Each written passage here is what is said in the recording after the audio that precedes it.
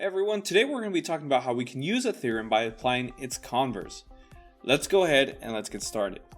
So recently we've discussed a few theorems that involve this scenario where we have two parallel lines that were cut by a transversal. Okay, and here what we found by theorems is that certain angles are congruent. So we know that angle 1 and angle 6 are congruent by corresponding angles. And essentially we know that all these angles highlighted, or like with this blue line, they're congruent. And we have theorems to prove that these angles that are sort of highlighted in red are also congruent. And we also learned some postulates. Now, what we're going to do today is we're going to apply the converse of these theorems. And these theorems are used to help us find what the measurement of certain angles are once we know that they're parallel, given that they're parallel. But what happens if we don't know whether or not the lines are parallel? Well, we can actually use the converse of these theorems to help us prove that these lines are parallel. We can sort of flip them around and say, hey, if I know these two angles are equal, then these two lines have to be parallel. So if I can use the converse of a theorem, so for example, the converse of corresponding angles, which we'll get to, basically that would say that, hey, if I know that angle 1 and angle 6, they're corresponding angles, and if these two angles have the same exact angle measurement, or that they're congruent, then I know that these two lines have to be parallel. So we're going to look at how can we prove lines are parallel by using the converse of theorems that we've already covered. So let's look at the first one, the one that I just discussed, the converse of the corresponding angles theorem. So instead of us saying, hey, if these lines are parallel, then I know these two angles are equal to each other, we're sort of reversing that statement and now saying, hey, if these two angles are equal, then I know these lines are parallel, which is what it says here. If two lines and a transversal form corresponding angles that are congruent, then the lines are parallel. So if I have these two lines, they're cut by a transversal. So for example, here I have two angles that are corresponding. I have angle 1 and angle 2. They're both in that top right corner in their respective groups. Okay, that top right spot.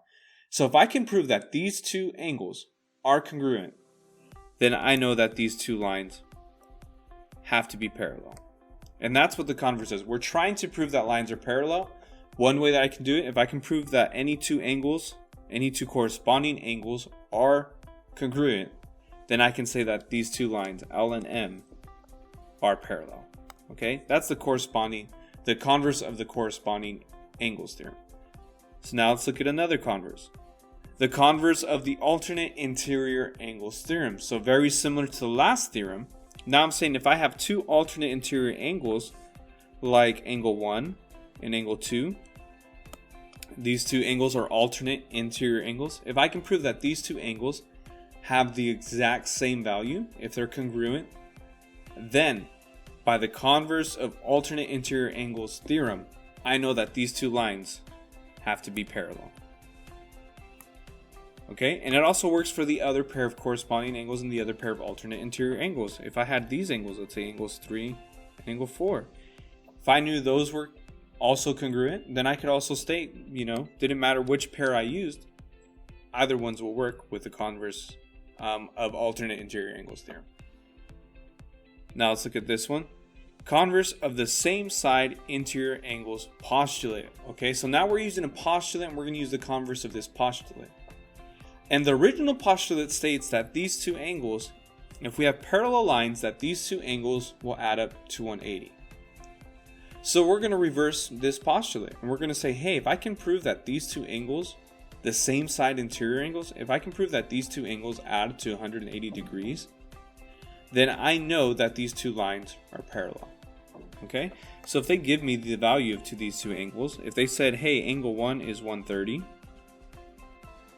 and angle 2 is 50, then I would say, hey, well, 130 plus 50 is 180.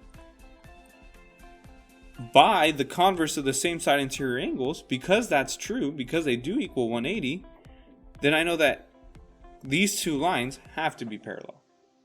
Okay? And that would be by the converse of the same side interior angles postulate. Okay? Let's look at this one. The converse of the alternate exterior angles theorem. So if we have alternate exterior angles that are formed by two lines that were cut by a transversal, okay? We don't know that these lines are parallel.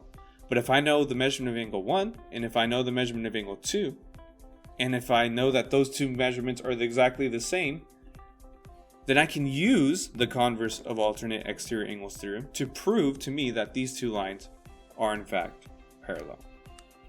So hopefully now you understand how we can take a theorem and take the converse of that theorem to get something different. Originally we were using all these theorems to help us find what angle measurements were. Now we're reversing the theorem and we're trying to prove that two lines are parallel. Now we're given angle measurements and we're taking those angle measurements and applying the converse of a theorem to prove that two lines are parallel.